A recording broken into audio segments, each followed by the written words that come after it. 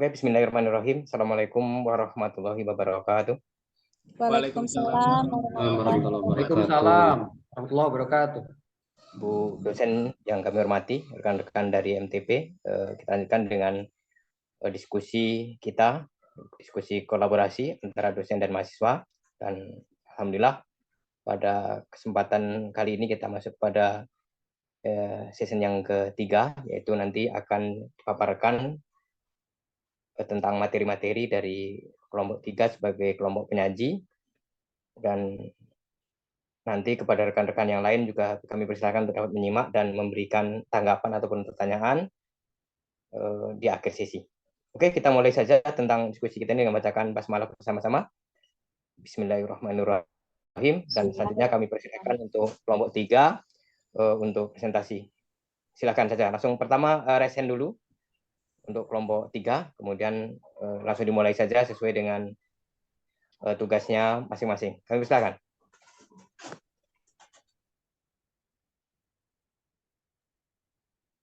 Baik, terima kasih waktunya yang telah diberikan.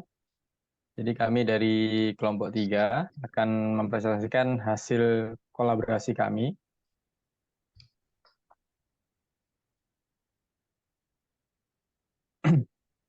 Nah, jadi di sini merupakan gambaran umum nanti berkaitan tentang pemaparan materi yang akan kita sampaikan.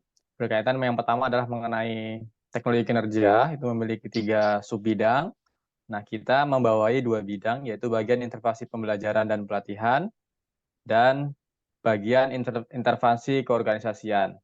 Lebih ke spesifik lagi, yaitu ke pelatihan sebagai intervensi klasik, nanti akan disampaikan oleh 3 presenter, yaitu Pak Erwin, yang menjelaskan tentang ikhtisar pelatihan sebagai intervensi pembelajaran di organisasi. Kemudian Pak Arifin menjelaskan mengenai pelatihan dan pembelajaran suatu perbandingan. Kemudian Bu Reni menyampaikan persamaan pelatihan dan pembelajaran. Kemudian pada pembahasan organisasi belajar, itu nanti disampaikan oleh saya sendiri berkaitan tentang visioner organisasi belajar oleh Peter Seng dan Pak Riki terkait ikhtisar organisasi belajar dari Michael J. Marquardt. Mungkin untuk menghemat waktu, saya serahkan kepada Pak Erwin untuk mengawali presentasi kita pada malam hari ini. Pada Pak Erwin dipersilahkan. Baik, terima kasih atas kesempatan waktunya Pak Trio dan Bapak Moderator, Bapak Panut. Langsung saja, di sini saya Arun Saputra, sebagai yang sudah dijelaskan oleh Bapak Trio tadi, dari bagian utama, saya akan bahas masalah ikhtisar pelatihan sebagai intervensi pembelajaran di organisasi. Subnya ada 3, Bapak Ibu semuanya, yakni ada pelatihan sebagai intervensi, kedudukan pelatihan di organisasi, serta telah dampak pelatihan. Ini agar tidak berlama-lama, mungkin saya akan menjelaskan pertama mengenai pelatihan sebagai intervensi yang dijelaskan oleh 2 orang tokoh, yakni pertama Molenda Russell dan Yelon ya.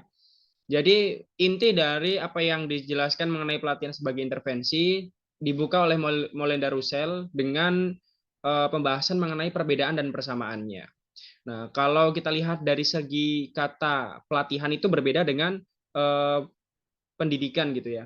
Jadi instruction dan training ini ada memiliki perbedaan. Yang pertama, secara peserta didik ya, kalau pendidikan formal itu kita ketahui bahwa diikuti oleh umur-umur tertentu ya, dari jenjang sekolah dasar, menengah pertama maupun menengah atas. Nah, sedangkan kalau pelatihan atau training itu diikuti oleh peserta-peserta dewasa gitu. Dan hal ini untuk meningkatkan kemampuan kompetensinya. Nah, penyelenggaranya kalau kita lihat, kalau pendidikan formal itu tentu ya pemerintah ya, negara yang membuka penyelenggaraan pendidikan. Nah, kalau pelatihan sendiri itu berbeda. Jadi banyak tempat-tempat swasta ya maupun negara juga seperti misalnya BLK ya ataupun lembaga-lembaga lain. Nah, kurikulumnya juga khusus. Kalau pendidikan ini perbedaannya dengan pelatihan, kalau dalam segi kurikulum menggunakan kurikulum nasional ya. Sekarang misalnya kurikulum Merdeka seperti itu. Nah, kalau pelatihan sendiri atau training itu menggunakan kurikulum khusus yang dibutuhkan oleh sebuah perusahaan yang sedang memulai pelatihannya yang dibutuhkan. Nah, orientasinya tentu membuka kepada hal kalau misalnya pendidikan itu untuk meningkatkan minat dan bakat siswa gitu ya. Kalau misalnya pelatihan atau training itu tentu untuk kebutuhan meningkatkan gairah organisasi ataupun perusahaan itu ingin menciptakan suasana kerja yang lebih produktif gitu. Nah, secara sifat ya tentu kita melihat ya sifatnya itu wajib kalau pendidikan. Nah, kalau misalnya pelatihan itu hanya sebatas profesi gitu sifatnya. Jadi itu untuk pengembangan kualitas dari masing-masing individunya. Kemudian ternyata ada juga persamaannya. Nah, sama-sama menggunakan model belajar dan prinsip-prinsip pembelajaran. Nah, ini khusus untuk guru ataupun kalau dalam pelatihan itu trainer ataupun kalau ini apa ya bahasa lainnya ya, pokoknya trainer ya, seorang pelatih gitu. Nah, kemudian Molenda ini melanjutkan kepada aspek penyelenggaraannya. Dimulai dari dalam proses pelatihan ya, dimulai dari merencanakan, kemudian landasan mata ajarnya, penyelenggaraan penyajian dan lingkungan belajarnya, kemudian evaluasi dan asesmennya. Nah, ini inti-intinya adalah bagaimana pelatihan itu agar dapat terjadi secara efektif gitu, menyentuh dalam proses meningkatkan kualitas bagi peserta pelatihannya. Makanya harus dibutuhkan apa? Model misalnya kan. Kemudian dilakukan secara tatap muka atau daring. Nah, kalau sekarang ini kan kita mengikuti pelatihan-pelatihan berbasis daring, misalnya membuat kue gitu ya, kue buaya misalnya Pak Dodik ya, ada kue buaya gitu kan. Kemudian hal-hal lain lah ya misalnya seperti itu. Nah, itu prosesnya ya, ditutup dengan evaluasi dan assessment. Mungkin itu untuk si teori dari Molenda Russell itu. Kalau Yalon ini dia hanya membuat diagram lingkaran gitu ya. Dia menjelaskan masalah apakah proses pelatihan itu berlangsung apa namanya oke gitu atau tidak, itu dari pertanyaan nanti yang akan disampaikan, kemudian apakah jawabannya ya atau tidak, itu akan menuju ke proses bagian selanjutnya seperti itu. Nah, selanjutnya adalah kedudukan pelatihan di organisasi gitu. Pelatihan sebagai bagian dari organisasi, juga pelatihan sebagai suatu sistem terbuka. Nah, kalau ini kita bisa melihat ya, tentu kedudukannya adalah bagaimana sumber daya manusia itu terbangun atau terbentuk dengan optimal dalam proses pelatihan ini. Nah, pelatihan ini memiliki kedudukan yang sangat apa ya, kalau dikatakan dalam proses perusahaan misalnya, ini sangat penting sekali. Nah, jadi kalau misalnya kita lihat banyak perusahaan yang sering melakukan pelatihan, artinya kinerja dari pegawai itu ingin dibentuk dengan sebagus mungkin gitu ya. Dan juga kalau misalnya sangat sedikit, tentu pengawasan terhadap kualitas pegawainya juga tidak bagus kan gitu, tidak terlalu optimal seperti itu.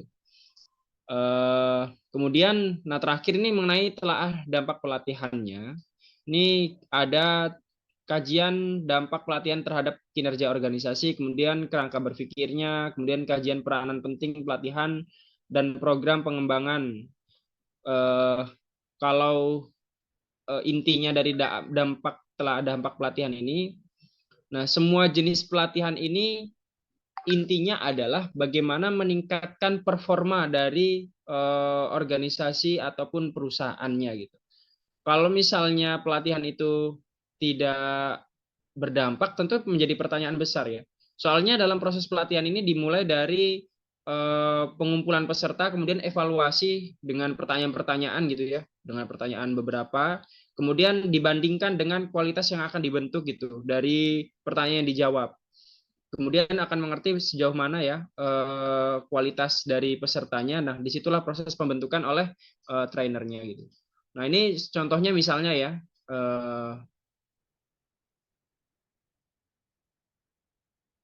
nah misalnya ini di sebelah kiri kita familiar sekali ya, Bapak Ibu ya, sering melihat lah ya. Ini siapa namanya? eh, siapa namanya Bu Reni? Fionelli ya apa? Siapa serupa saya yang Slay itu. Saya agak lupa juga namanya. Eh, nah, Mbak ini nih kalau kita lihat kan sering tentang table manner gitu ya. Nah, table manner itu kan bagaimana dilakukannya kebanyakan itu di hotel. Nah, ternyata hotel itu kalau kita lihat sebagai sebuah sistem ya, sebagai organisasi, sebuah sistem organisasi gitu, ternyata memiliki sistem yang kompleks dari orangnya, sumber daya manusia dan lain-lain. Nah, di sumber daya manusia inilah kalau Satu misalnya terjadi Erwin ya, penurunan, waktunya ya, 1 menit terakhir. nggih, Pak. Misalnya terjadi penurunan kualitas, tentu akan dilakukan sebuah pelatihan. Nah, hasilnya itu untuk meningkatkan pelatihan itu sendiri. Nah, itulah gambarannya ataupun contohnya. Mungkin demikian dari saya, akan dilanjutkan oleh Pak Arifin ya. Baik, terima kasih sekali Pak Moderator, Pak Banu, dan Bu Happy yang kami hormati selaku pembimbing kita, rekan-rekan sekalian. Pembahasan selanjutnya kita pada pelatihan dan pembelajaran sebagai komparasi atau perbandingan. Saya awali dari sejarahnya terlebih dahulu. Jadi pada era Perang Dunia Kedua, penggunaan media dalam pembelajaran film dan film strip ini ada pergeseran yang mana saat itu banyak digunakan di sekolah-sekolah, tetapi karena kebutuhan Perang Dunia Kedua sehingga film strip ini banyak digunakan dalam camp-camp pelatihan militer. Nah, sehingga sejak saat itu ternyata ada beberapa kesimpulan, meskipun tidak diteliti secara langsung, tapi dapat disimpulkan oleh beberapa peneliti di Amerika, tepatnya di sana, bahwa ternyata dengan beberapa alat yang digunakan ini, ternyata pelatihan mencapai suatu hal yang cukup signifikan, perubahannya seperti itu. Itu sebagai sejarah. Yang kedua, kita akan langsung membahas atau membandingkan dua hal, satu pembelajaran, yang satu pelatihan. Saya kira sedikit banyak tadi sudah cukup disinggung oleh Pak Erwin sebagai awalan, karena memang dua materi ini berkesinambungan.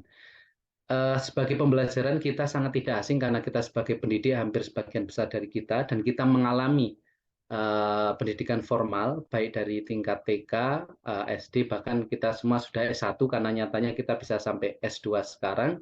Dan lebih khusus lagi Bapak Ibu juga menjadi pendidik seperti itu. Ini saya kira sudah tidak menjadi banyak pertanyaan lagi, saya kira seputar pembelajaran, bahwa sifat pembelajaran itu formal, bentuknya adalah lembaga sekolah misalnya, kemudian pesertanya ada siswa, murid, kemudian kita menggunakan pedagogi dalam pembelajaran untuk beberapa audien yang siswa dan murid yang ada di usia SD, SMP barangkali. Kemudian yang cukup menarik saya kira yang di pembahasan kedua seputar pelatihan. Pertama, pelatihan ini adalah suatu bagian dari, biasanya ada dalam suatu organisasi, baik dalam rangka untuk meningkatkan mutu pekerjanya. Kemudian yang kedua, pendekatannya adalah menggunakan andragogi, di mana ciri dari andragogi ini adalah self direct learning. Jadi kata kuncinya self di sini, bahwa para peserta di pelatihan ini mereka tidak diminta sudah aktif sendiri, maka dikenal dengan istilah proaktif. Yang kedua adalah waktu fleksibel, karena ini jenjang non formal, bukan formal, jadi pelatihan ini bisa diambil kapanpun. Kita ingin pelatihan di bulan apa, kita tinggal cari pelatihan yang bagaimana. Dan otonomi belajar kaitannya ini dengan penentuan belajar untuk para peserta. Jadi para peserta pelatihan di sini sudah punya otonomi penuh karena memang mereka yang memilih, sehingga tidak ada unsur paksaan di sini. Yang tadi sudah saya singgung juga, ini berkaitan dengan non formal. Kemudian yang menarik selanjutnya ada adult learning. Peserta dewasa ini bentar saya. Nah, karena tertutup, Mas. Nah, untuk beberapa hal di sini ada sifat dari adult learning, yaitu satu adalah persoalan kemandirian, yang kedua pengalaman, yang ketiga readiness, yang keempat orientasi. Kemandirian kaitannya dengan para peserta sudah memiliki kemandirian karena memang tujuan mereka dalam mengikuti pelatihan itu untuk kebutuhan mereka. Jadi ini tuntutan mereka bisa atas dunia kerja maupun suatu pencapaian tertentu. Yang kedua, pengalaman. Hampir setiap peserta pelatihan telah membawa pengalaman, di mana jenis pelatihan nanti akan sangat berkaitan dengan pengalaman mereka. Yang ketiga adalah readiness atau kesiapan belajar. Jadi para peserta sebagai adult learning ini tentu memiliki kesiapan belajar yang lebih dibandingkan yang lain karena mereka sudah punya bekal, kesiapan, dan tujuan yang jelas apa yang ingin mereka capai. Yang ketiga, orientasi. Ini sangat erat kaitannya dengan contoh yang sangat dekat dengan kita, misalnya kerja. Jadi tujuan mereka untuk mengikuti pelatihan itu tidak seperti sekolah sekedar gelar lulus, tapi enggak, tapi orientasi mereka misalnya dapat mencapai jabatan tertentu dalam suatu perusahaan atau mereka ingin masuk ke perusahaan tertentu. Nah, ada 3 slide selanjutnya, nanti bisa minta bantu ditampilkan sebagai contoh perbandingan komparasi. Jadi Bapak Ibu di sebelah kanan ini ada apa namanya pendidikan, pendidikan atau dalam kegiatan belajarnya ada pembelajaran. Yang sebelah kiri adalah pelatihan. Jadi yang satu ini balai latihan kerja, yang satu adalah sekolah dasar SD. Kemudian bisa dilanjutkan. Yang meskipun sama-sama belajar komputer, dua hal di sini semuanya belajar komputer, tapi orientasinya beda. Yang ini adalah mereka berkeinginan untuk dapat lulus dari sertifikasi komputer, pelatihannya kebetulan desain komunikasi visual. Kalau yang ini adalah untuk memenuhi ekstrakurikuler, jadi merupakan program tambahan yang ada di sekolah. Kemudian bisa dilanjutkan. Nah, kemudian yang selanjutnya ini juga pembelajarannya. Kalau yang ini lebih cenderung proaktif, artinya mereka tidak apa namanya lebih banyak mereka sendiri yang menggali informasi ataupun sumber pengetahuan. Kalau yang di sini tentu memerlukan pembimbingan dari guru secara lebih intens dengan pendekatan pedagogi. Kemudian satu slide terakhir. Nah, ini salah satu gambaran beberapa alumni dari Balai Latihan Kerja. Kalau yang ini adalah alumni dari sekolah formal seperti itu. Itu yang dapat kami sampaikan. Jadi komparasi ini cukup menarik secara kalau dilihat bahwasanya pembelajaran itu lebih cenderung kepada kegiatan yang sifatnya formal, sedangkan yang pelatihan itu sifatnya non formal, dan beberapa hal lain yang menarik tadi terkait dengan adult learning yang dimiliki oleh para peserta yang ada di pelatihan. Begitu yang dapat kami sampaikan, akan disambung oleh presenter yang selanjutnya.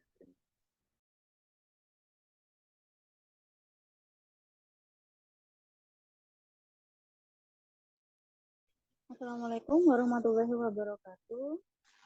Waalaikumsalam warahmatullahi wabarakatuh. Terima kasih kepada yang terhormat Ibu dosen Dr. Happy Indira Dewi STMT selaku dosen pengampu mata kuliah teknologi kinerja, dan terima kasih kepada Bapak Ibu dan moderator yang telah memberi kesempatan saya untuk mempresentasikan hasil diskusi dan melanjutkan pemaparan dari rekan kami. Yang poin ketiga adalah persamaan pelatihan dan pembelajaran. Tadi sudah disinggung oleh rekan kami sebelumnya bahwa para ahli di masa Perang Dunia Kedua itu memanfaatkan film dan film strip untuk pelatihan militer. Dan tujuannya untuk mengembangkan materi pelatihan serta mengadopsi konsep pemikiran sistem latihan tersebut. Untuk desain pelatihan, tujuannya adalah menjadi titik temu antara pelatihan dan pembelajaran. Dalam pembahasan ini, penggunaan media pembelajaran itu sangat penting dalam pemanfaatan film dan film strip untuk pelatihan militer. Penggunaan tersebut menunjukkan bahwa kedua jenis media pembelajaran ini yang sebelumnya ternyata dapat dimanfaatkan untuk pelatihan militer, yaitu film dan film strip yang mampu merekam gambar dan dapat membantu mewujudkan materi pelatihan menjadi lebih hidup dan bermakna. Ini ada 2 poin dari persamaan pelatihan, yaitu media pembelajaran dan desain pembelajaran. Media pembelajaran ini dibagi menjadi 2 lagi, yaitu penggunaan media pembelajaran dan pemilihan media pembelajaran. Untuk penggunaan media pembelajaran hingga kini dalam proses pembelajaran yang diberdayakan sebagai media pelatihan tetap bertahan, sehingga pengaruh dari media pembelajaran tersebut digunakan untuk mengubah paradigma pendidikan formal yang terjadi pada kegiatan pelatihan di organisasi. Contohnya adalah salah satu contohnya adalah CBT atau Computer Basic Training, atau juga pelatihan terprogram, interaktif, multimedia, virtual reality atau VR dan sebagainya. Itu adalah ragam-ragam media pelatihan yang bisa ditemukan dalam kegiatan belajar di sekolah menurut Ganye dan kawan-kawan.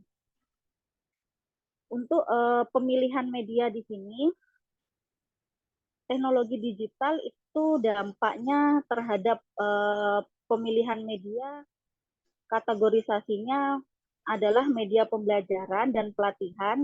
Itu sebagai contoh adalah kategori media cetak yang tidak lagi digunakan untuk pembelajaran, mengingat media digital dan modul digital ini sudah diakui keberadaannya, sehingga lebih efektif digunakan dalam proses pembelajaran. Menurut Smaldino dan kawan-kawan, itu mengelompokkan media sebagai pemilihan media sebagai pemilihan media pembelajaran itu sebagai media cetak atau media teks. Istilah media cetak di sini adalah media cetak ini adalah tulisan menunjukkan kepada semua pembelajaran dalam bentuk, format, dan wujud fisik dari pembelajaran tersebut. Contoh dari pemilihan media di sini adalah menerapkan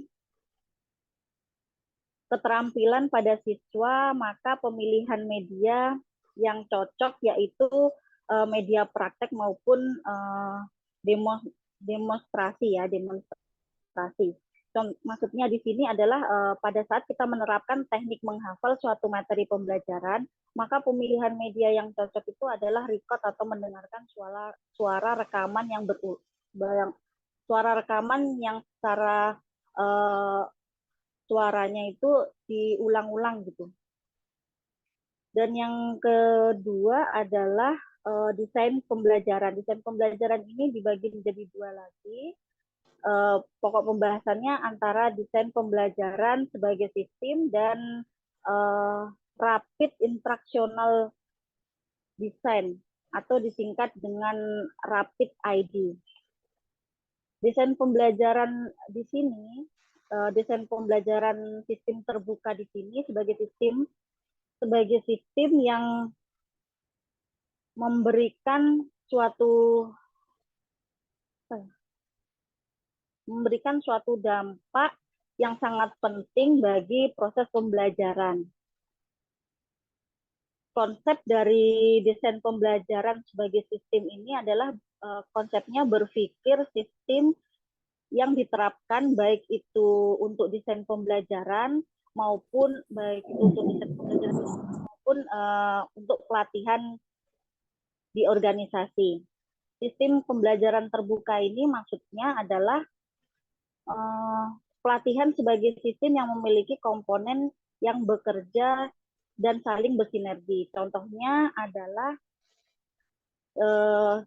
desain pembelajaran sebagai suatu sistem itu adalah penerapan model Azure yang berorientasi pada produk dengan tujuan dapat menghasilkan suatu produk berupa media pembelajaran, yaitu video pembelajaran, multimedia, elektronik modul, dan sebagainya. Selain itu juga contoh lainnya adalah efektivitas pelatihan karyawan untuk meningkatkan kualitas kinerja dalam pelatihan di organisasi. Menurut desain pembelajaran ini, menurut Pisturit dalam bukunya itu ada 5 desain pembelajaran, komponen desain pembelajaran, diantaranya yaitu analisis terkait kompetensi peserta didik dan lingkungan, dan yang kedua adalah rumusan kompetensi strategi pelatihan, asesmen belajar, dan yang ketiga adalah menguji cobakan program pelatihan langsung kepada ahli dan pengguna. Dan yang keempat adalah menerapkan seluruh aspek dan komponen pelatihan. Serta yang terakhir adalah menelisik segala kelebihan dan kekurangan program pelatihan tersebut. Menurut Blackmart dan kawan-kawan, ini desain pembelajaran sebagai sistem ini memandang pelatihan sebagai sistem terbuka dan pelatihan sebagai sistem yang memiliki komponen-komponen yang bekerja dan saling bersinergi. Rumusan dari desain pembelajaran itu ada dua. 1 menit terakhir, Mbak. Silakan, 1 menit. Iya. Dilihat dari makro dan mikro, yaitu sistem level, untuk yang mikro, listen level, system level, course level, listen level, dan system level. Contoh dari persamaan pelatihan dan pembelajaran adalah nanti akan di-slide-kan di slide kedua, yaitu inti dari persamaan tersebut adalah persamaan pelatihan, yaitu memiliki tujuan guna meningkatkan kualitas pendidikan dan kinerja. Ini adalah contoh dari pembelajaran dan media pembelajarannya. Bisa dilihat Bapak Ibu, ada e-modul pembelajaran, video model multimedia interaktif, dan ini adalah pemilihan medianya, yaitu ada 3, gaya belajar visual, gaya belajar audio, dan gaya belajar kinestetik. Mungkin itu yang bisa saya sampaikan, lebih kurangnya mohon maaf, saya kembalikan kepada penyaji selanjutnya. Terima kasih. Baik, terima kasih ya atas waktu yang telah diberikan. Jadi di sini saya akan membahas mengenai visioner organisasi belajar. Dalam visioner organisasi belajar ada 5 prinsip yang dibuat untuk membangun organisasi belajar. Yang pertama adalah system thinking. Nah, dalam system thinking ini terbagi menjadi 3 tahapan. Yang pertama adalah berpikir tentang sistem. Tahapan yang paling awal adalah berpikir tentang sistem.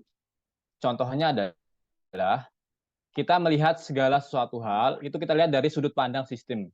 Misalnya, kita kemarin dikasih kirim foto salad buah oleh Bu Nurjana. Nah, ini kita berpikir tentang sistem. Bagaimana sih salad buah itu bisa jadi salad? Kita akan berpikir jauh. Sistem apa yang bisa membangun itu? Ya, kita bisa lihat, kita mulai dari bibitnya, kemudian ke petani, kemudian ke pedagang, kemudian ke Bu Nurjanah, dan jadilah sebuah salad. Jadi kita ketika melihat suatu hal, kita melihat dari perspektif sebuah sistem. Kemudian yang kedua, berpikir adalah sistem. Jadi berpikir itu sendiri merupakan sebuah sistem. Contohnya adalah bagaimana yang telah kita pelajari bersama pada pembelajaran OBBB kemarin tentang sistem pemikiran. Jadi ketika kita mau berpikir, itu terjadi sebuah sistem di dalamnya. Mulai ada masukan dari pendengaran, penglihatan, dan sebagainya, kemudian diolah oleh otak, dipanggil mana memori-memori yang lama, kemudian dimunculkan kembali seperti itu. Merupakan contoh dari bagaimana berpikir merupakan sebuah sistem. Dan tahapan yang terakhir adalah berpikir sistematis. Bagaimana kita bisa melihat sebuah permasalahan, kita runtuk dari sudut pandang sebuah sistem. Kita cari bagaimana sih solusi yang terbaik terhadap sebuah permasalahan yang terjadi. Misalnya, kita ditegur oleh Bu Happy terkait presentasi kelompok 3 yang kurang baik. Nah, ini kita cari solusinya. Kita identifikasi masalahnya, kita cari bagaimana solusi yang terbaik, kemudian kita terapkan, dan akhirnya kita berusaha untuk menjadi yang lebih baik. Nah, itu bagaimana kita berpikir sistematis. Nah, prinsip yang kedua adalah personal mastery. Bagaimana membangun kapasitas diri masing-masing. Nah, dalam membangun kapasitas terdapat 5 tahapan. Yang pertama adalah personal vision. Bagaimana kita membangun visi personal masing-masing terlebih dahulu. Yaitu bagaimana kita memulai memiliki tujuan yang benar-benar sesuai dengan apa yang kita geluti. Tidak bercampur atau tidak tercampur oleh tujuan-tujuan di luar dari tujuan utama kita. Misalnya, Kita contoh ya, kita sebagai mahasiswa TV, yaitu tujuannya adalah menjadi mahasiswa yang memiliki kemampuan sesuai dengan jenjang magister. Tidak berpikiran kepada hal-hal luar terkait dengan tujuan utama kita. Misalnya, berkaitan tentang nilai atau mungkin tentang pekerjaan dan sebagainya. Ketika kita bertujuan, tujuannya utama terkaitan dengan tujuan utama kita adalah untuk mendapatkan kapasitas yang baik, maka hal-hal di luar itu akan mengikuti. Misalnya ya berkaitan dengan pekerjaan dan sebagainya itu akan mengikuti ketika kita benar-benar sesuai dengan tujuan utama kita. Yang kedua adalah creative tension, bagaimana kita bisa mengelola sebuah permasalahan yang ada. Kita mengelola mengelola rasa kecewa yang kita alami. Misalnya seperti kita ditegur atau dimarah oleh ibu karena kurang maksimal dalam menjalankan tugas. Nah, ini bagaimana kita mengelola itu. Rasa kecewa yang kita dapati, kita aplikasikan ke dalam hal yang positif, bukan kepada hal yang negatif. Kemudian yang ketiga adalah struktur konflik, bagaimana mengelola sebuah permasalahan yang terjadi. Nah, jadi ketika kita dalam sebuah organisasi apapun, pasti akan terjadi sebuah permasalahan, sebuah konflik antar teman, antar organisasi dan sebagainya. Nah, ini bagaimana cara kita untuk mengelola itu. Terjadi sebuah permasalahan, kita cari solusi yang terbaik, bukan saling menyalahkan, bukan saling membenarkan diri sendiri, sehingga nantinya akan mendapat solusi yang terbaik terkait dengan permasalahan atau perbedaan sudut pandang yang terjadi. Yang keempat adalah komitmen kepada kebenaran. Kebenaran yang sudah ada pada sebuah organisasi, kita berkomitmen terhadap itu. Tidak perlu berpikiran tentang bagaimana untuk mengedepankan ego pribadi. Misalnya seperti ini, kita ada contoh, yang namanya terlambat itu sudah tentunya merupakan sebuah kesalahan. Apapun alasan yang kita miliki, walaupun itu benar, kita tentunya tetap bersyukur pada kebenaran yang utama, yaitu disiplin waktu itu perlu ditegakkan. Kemudian yang terakhir adalah mampu membaca isi hati kita. Jadi bagaimana isi hati kita yang benar-benar tulus, benar-benar sesuai dengan apa yang ada dalam organisasi, itu yang kita pegang. Tapi tentunya ya isi hati yang benar, bukan sebaliknya. Isi hati yang salah kita ikutin, maka itu akan menjadi blunder bagi kita.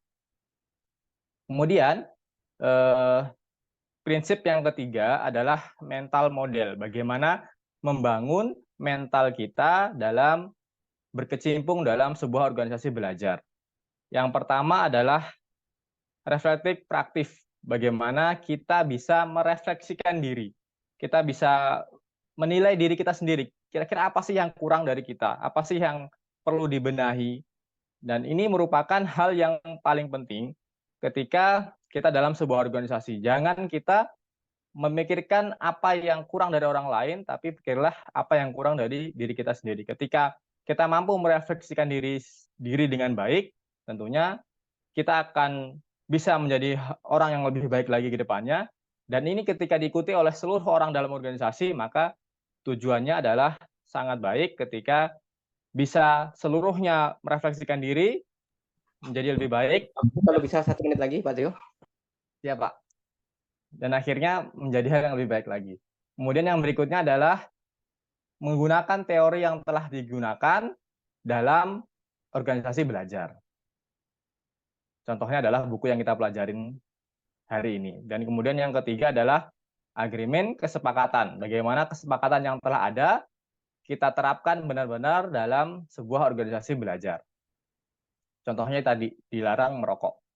Nah, kemudian prinsip yang keempat adalah share vision. Bagaimana kita membagi visi yang ada. Nah, ini ada 3 tahapan. Yang pertama adalah visi diri sendiri. Kemudian yang kedua adalah kita membagi visi kepada orang lain. Dan ketiga adalah membaginya kepada khalayak yang lebih luas. Dengan tahapan yang pertama, biasanya akan diterima secara biasa, kemudian mulai lebih masuk kepada penerimaan, dan yang terakhir adalah komitmen. Benar-benar diterapkan dalam sebuah organisasi. Contohnya seperti ini, Ya, mungkin ketika Pak Erwin punya visi kuliah yang baik berkaitan tentang di Magister TP ini, dia memiliki visi kuliah yang baik. Nah, kemudian dia bagi kepada Pak Arifin. Jadi dia sampaikan ke Pak Arifin bercerita-cerita tentang visinya mengenai bagaimana tujuannya mencapai grade magister yang baik. Nah, setelah dia dibagikan ke Pak Arifin, nah ini ternyata baik. Nah, akhirnya Bu Happy bilang, ya sudah Pak Arifin, berikan seminar kepada teman-teman di mahasiswa TP agar memiliki visi yang baik seperti dengan visi yang dimiliki oleh Pak Arifin. Pak Erwin. Nah, dan yang terakhir adalah team learning, bagaimana kerjasama dalam sebuah tim. Ya, ini bisa dibangun melalui 3 hal, yaitu pertama latihan, kemudian yang kedua adalah konflik dan bertahan. Ketika ada permasalahan, bagaimana kita bisa menghadapi bersama, kita survive terhadap konflik itu, bukan malah ketika ada permasalahan, kita menghindar, dan itu menjadi sebuah perpecahan dalam sebuah organisasi. Dan yang terakhir adalah diskusi, tentunya seperti yang kita lakukan pada malam hari ini, ya, kita berdiskusi menjadi pribadi-pribadi yang lebih baik lagi ke depannya. Mungkin itu saja yang dapat saya sampaikan. Berikutnya bisa dilanjutkan oleh presenter yang terakhir, yaitu Pak Riki. Kepada Pak Riki, saya persilahkan. Baik, terima kasih kepada Pak Trio. Apakah suara saya kedengaran, Bapak Ibu? Bisa kedengaran, Pak? Jelas, Pak. Jelas ya. Baik, saya akan jelasin besar organisasi belajar. Sebelumnya saya ucapkan terima kasih kepada Ibu Dr. Happy. Ibu Happy selaku dosen yang telah memberikan kami waktu untuk melakukan kolaborasi antara dosen dan mahasiswa. Baik, di sini saya akan lebih melengkapi saja apa yang dijelaskan oleh Trio tentang organisasi belajar ya. Namun di sini saya mengutip dari Michel Z. Marquardt tahun 2002. Oke, jadi organisasi itu sebenarnya adalah sebuah sistem ya. Nah, di situ dijelasin ada organisasi belajar pengetahuan teknologi orang. Nah, inilah dikatakan organisasi belajar tersebut menjadi sebuah sistem. Apa sih sebenarnya tujuan dari organisasi belajar tersebut yang menurut si Michel Z. Marquardt tahun 2002 ini, yaitu adalah organisasi belajar harus menjadi sebuah budaya. Itu Michel Z mengatakan, sehingga budaya itu juga menghasilkan suatu kompetensi dari organisasi di dalamnya. Jadi budaya organisasi belajar itu kan menjadi sebuah budaya yang baik, positif, maka ketika menjadi sebuah budaya yang dilakukan secara terus-menerus akan menjadi dampak positif pada suatu organisasi tersebut. Nah, ada 3. Yang pertama tadi OB sebagai sistem, yang kedua adalah peran dari pemberdayaan SDM. Jadi organisasi belajar itu tidak lepas dari bagaimana SDM itu diberdayakan. Nah, seperti ini ya. Nah, di sini ada sebuah bagan ya. Nah, itu terdiri dari employers, customer, business partner, supplier, community, manager and leader, dan people ya. Bagaimana di sini letak sebuah orang ya, letak sebuah orang di dalam organisasi belajar itu sangat penting. Jadi organisasi belajar itu berkembang itu juga sangat berperan dari SDM yang berada di dalamnya ya. Oke, nah selanjutnya bandingan adalah menurut Sarder ya, itu organisasi belajar ini tadi ada 2 yang dihasilkan, yaitu menjadi budaya organisasi dan menciptakan kompetensi. Jadi sebenarnya apa sih yang menjadi sebuah tujuan dari organisasi belajar tersebut ya.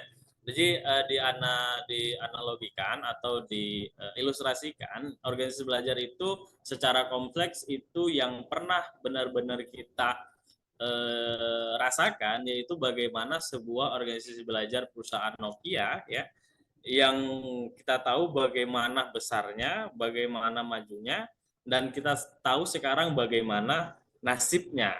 Nah, jadi setelah dievaluasi dan ada orang-orang yang meneliti, ada 3 ya yang dilakukan oleh si Jian dan Yin, itu bahwasanya ada 3 alasan tersebut kenapa Nokia itu atau organisasi belajar Nokia itu tidak mampu atau langsung menjadi tidak terlihat lagi bekasnya. Yaitu yang pertama itu ada peran SDM, sumber daya manusianya, dan pimpinannya, dan karyawan. Nah, ini organisasi belajar ini adalah benar-benar 3 komponen ini menjadi sebuah hal yang dominan. Jadi kalau kita lihat Nokia dari penjelasan dari si Jian dan Yin itu, kenapa Nokia itu tidak mampu mengikuti apa yang dibutuhkan oleh keadaan. Nah, itu faktor pimpinan itu sangat mempengaruhi. Kenapa? Karena pimpinan tidak mampu bernegosiasi untuk benar-benar mengikuti, sehingga mereka tidak mau mengambil atau menggunakan sebuah produk yang dikatakan Android. Nah, seharusnya juga SDM di dalamnya itu juga mampu. Jadi faktor lain adalah kenapa si pimpinan tadi tidak mau ke Android. Faktor SDM tadi tidak itu mempengaruhi, mereka tidak bisa buat seperti itu. Maka ada perusahaan lain. 1 menit terakhir. Nah, baik, jadi ada perusahaan lain yang langsung mengakomodirnya. Maka dan terakhir karyawannya pun tidak mampu beradaptasi. Terakhir Nokia, perusahaan Nokia juga menjadi violet atau tidak mampu bersaing. Ada akibat dari intervensi dari organisasi belajar. Jadi jika perusahaan kita ingin maju, jika kita pemimpin dan apa yang kita pimpin juga bisa, mungkin kita harus benar-benar menerapkan organisasi belajar tersebut ya. Mungkin itu yang dapat saya sampaikan. Tidak kurang saya mohon maaf untuk mengakhiri kelompok 3 presentasi. Terima kasih. Assalamualaikum warahmatullahi wabarakatuh. Waalaikumsalam warahmatullahi wabarakatuh. Oke, teman-teman, kita beri aplaus dulu untuk kelompok 3. Terima kasih. Ini ya sangat menyita waktu, artinya waktu kita agak termakan, lebih kurang 10 menit dari yang ditargetkan, tapi tidak apa-apa karena memang materi kita sebenarnya sangat besar, sangat banyak, dan memang kita tidak bisa untuk untuk memeret-meretkan sampai seperti estimasi yang diberikan kepada kita masing-masing 5 menit per orang. Tidak apa-apa. Jadi kita tetap lanjutkan saja dulu. Mungkin kita lanjutkan dengan diskusi kepada rekan-rekan yang lain. Silakan untuk memberikan pertanyaan, dan kepada ini operator untuk dapat nanti mengetiknya langsung di ini dan ditampilkan. Mungkin Mbak Mei atau yang lain kami silakan untuk dapat mengetiknya nanti. Kami silakan dulu untuk rekan-rekan untuk dapat memberikan tanggapan pertanyaan. Kita buka juga seperti tadi untuk 2 orang. Kalau memang ada, kalau tidak mungkin cukup 1 saja. Minta tolong untuk ditampilkan, Pak. Siapa tahu ada bahan untuk diskusi. Oke, silakan untuk diulangi tampilan ininya. Yang mind map-nya saja.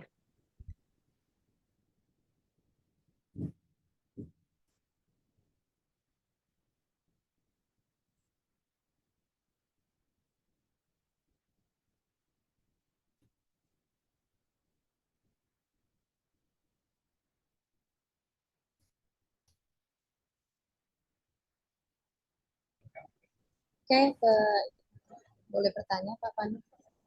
Silakan Bu, kepada Bu Saisa kami.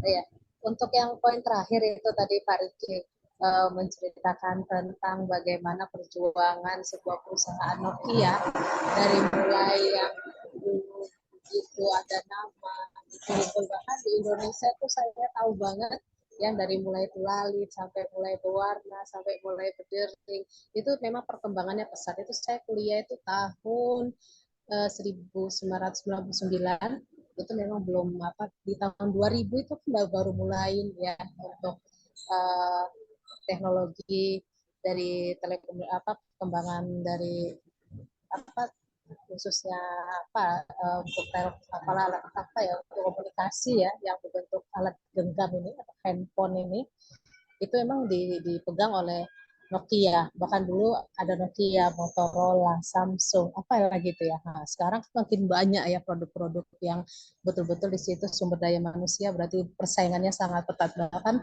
hitungan tahun 10 tahun ya itu perkembangannya itu begitu pesat sekali. Terus tadi bagaimana perjuangan Nokia tadi, kira ada juga ya perusahaan yang kayak yang baru-baru ini juga ada kemarin Oppo dan Vivo gitu kan, itu kan sempat Oppo turun, Vivo naik gitu. Sekarang Vivo-nya turun, Oppo-nya juga sekarang makin naik juga. Nah itu strateginya itu kira-kira bisa nggak gitu Nokia nanti? Kan Nokia masih ada ya, Nokia itu kan masih ada juga peminat dari Nokia itu sendiri. Kira-kira apa strategi yang bisa dijadikan untuk perusahaan yang sempat pilot untuk bangkit kembali gitu. Mungkin bisa didiskusikan. Mungkin aja ini suatu saat terjadi pada perusahaan kita atau organisasi kita gitu. Yang pamornya turun itu bagaimana perjuangan yang harus kita lakukan untuk bisa bangkitkan semangat kembali dan membuat nama yang baik kembali. Terima kasih kepada Pak Panut. Oke, terima kasih kepada Bu Jaisa yang telah memberikan tanggapan ataupun pertanyaan kepada kelompok 3, di mana tentang pilotnya sebuah perusahaan raksasa atas nama Nokia kemarin yang memegang peranan utama dalam bidang komunikasi, tapi akhirnya pilot. Maka bagaimana untuk membangkitkan kembali perusahaan ini? Trik-trik apa yang harus dilakukan? Tentunya itu nanti berdasarkan dengan intervensi tentang pelatihan dan segala macamnya. Mungkin kelompok 3 nanti akan bisa menjelaskannya. Kita lanjut dulu, mungkin satu pertanyaan lagi kalau ada. Oke, terima kasih. Kalau sudah cukup, kita minta kepada kelompok 3 untuk dapat memberikan tanggapan. Kami persilakan.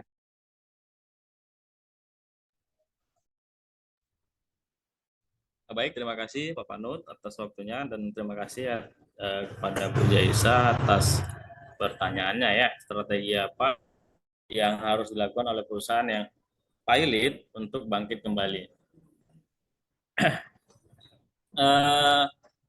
Yang jelas, ini menurut pengalaman saya sejak mahasiswa itu udah 3 kali buat startup dan hasilnya pilot semua, dan terakhir saya buat startup untuk membangun sendiri. Nah, faktor yang paling dominan ketika pilot itu adalah tidak bermutunya pimpinan, tidak tegasnya pimpinan. Nah, SDM pada pimpinan itu sangat menentukan bagaimana lajunya sebuah perusahaan atau organisasi. Maka dikatakan, si Marquardt juga menyatakan bahwasannya pimpinan faktor sangat mempengaruhi atas kemajuan sebuah organisasi. Nah, makanya itu dikatakan intervensi organisasi dalam pimpinan. Nah, lantas apa yang harus dipilih untuk perusahaan itu bisa bangkit kembali? Jelas, perbaikilah organisasi belajarnya. Organisasi di sebuah perusahaan itu harus benar diperbaiki. Nah, di sini jelas kenapa sih OB itu hadir. Jawabannya adalah kenapa OB itu hadir itu karena dunia itu terus berubah. Nah, tujuan OB itu kan untuk meningkatkan. Nah, kalau nggak ada OB ini jelas nggak meningkat. Kenapa? Karena organisasi nggak mau belajar, sementara kan terus berubah. Gitu. Contohnya kemarin yang Nokia itu, harus kemarin Nokia itu mengiyakan, ya kami terima Android dengan label Nokia, Android ini kan masuk. Maka Nokia membuat produk-produk untuk bermatching dengan sistem operasi Android. Saya yakin, tapi nggak mendahului Tuhan lah pula kan. Nah, saya yakin Nokia pasti masih bisa bersaing sampai sekarang. Nah, di situ ada peran pimpinan yang sangat egois untuk tidak mengiyakan atau tidak mengamini dengan perubahan yang ada di dunia teknologi. Itu kira-kira. Jadi seandainya kalau Nokia mau bangkit kembali, ya udah legowo untuk menerima keadaan yang sudah berubah. Nokia yang nggak mau sistem operasi itu, Android itu jangan lagi harus pakai sistem operasi Android. Mungkin itu. Jika teman-teman ada yang mau menambahkan, silakan. Jadi harus sesuai. Ya, izin menambahkan, Bapak Moderator. Silakan Pak Erwin. Ya, saya sangat setuju sekali dengan apa yang dikatakan oleh Pak Riki ya, mengenai kepemimpinan dalam sebuah organisasi seperti itu. Memang Nokia itu kalau kita lihat inovasinya gagal ya, gagal dalam berinovasi. Artinya kalau kita lihat tentu pasti ada faktor internal dan eksternal seperti itu. Nah, kalau saya baca dari beberapa sumber gitu mengatakan bahwa faktor internal ini menjadi penyebab juga gitu. Walaupun misalnya ya dalam sebuah organisasi kerja gitu ya, perusahaan misalnya sudah mengadakan pelatihan gitu kan. Tapi kalau misalnya faktor internal juga mempengaruhi tidak berkembangnya gitu, itu menjadi permasalahan juga. Misalnya politik di dalam internal perusahaan. Bisa jadi ini menjadi masalah utama gitu dari perkembangan inovasi yang tidak dibuat ya, yang dijelaskan oleh Pak Riki misalnya karena tidak mau menerima ya kemajuan baru, yang menganggapnya bahwa orang-orang akan tetap bertahan menggunakan Nokia dengan kondisi yang misalnya masih menggunakan tombol gitu kan, bukan menggunakan finger gitu. Ini tuh penjelasan tambahannya Pak Panut. Terima kasih. Oke, terima kasih. Oke, terima kasih kepada kelompok 3 dan juga terima kasih kepada Bu Desa yang telah memberikan tanggapan. Kelompok 3 juga telah memberikan jawaban dan sebagai kesimpulan akhir mungkin pertama untuk membangkitkan kembali perusahaan yang valid seperti Nokia, pertama adalah tentang bagaimana peran manajer untuk bisa berperan lebih baik. Kemudian juga yang kedua harus berani berubah atau dalam berinovasi. Yang ketiga tentang intervensi pelatihan, yaitu khususnya di dalam teknologi kinerja manusia ini. Mungkin itu yang perlu dikembangkan atau dibangkitkan kembali. Oke, demikian mungkin untuk sesi ini kita akhiri dengan baca hamdalah. Alhamdulillahirrahmanirrahim. Dan nanti kita lanjutkan dengan sesi yang berikutnya. Kami silakan. Terima kasih. Assalamualaikum warahmatullahi wabarakatuh. Waalaikumsalam warahmatullahi wabarakatuh.